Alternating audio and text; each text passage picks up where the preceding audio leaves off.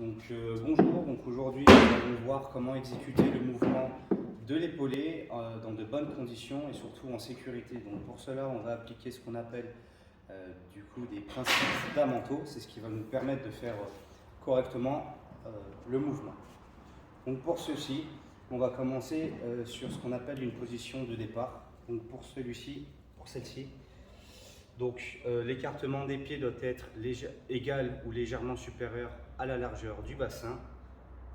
Pour savoir si on est également en bonne position, la pointe des pieds, les genoux ainsi que les épaules doivent être légèrement en avant par rapport à l'axe de la barre. Celle-ci doit être prise en pronation sans oublier de la crocheter. Une fois ça, la barre doit être collée au niveau des tibias. À aucun moment, il faut qu'elle se retrouve ici.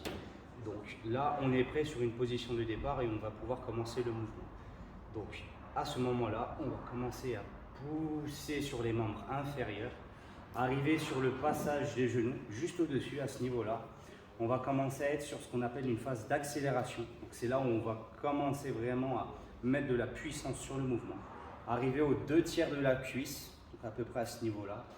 On va commencer à faire ce qu'on appelle une triple extension des chevilles, de la hanche et ainsi que des épaules, comme ceci. Et en fait, avec ce mouvement d'inertie et en imitant de la puissance, la barre va commencer à remonter à peu près à ce niveau-là. En fait, la barre va suivre son chemin tout en longeant le corps. On va être sur ce qu'on appelle une phase de transition.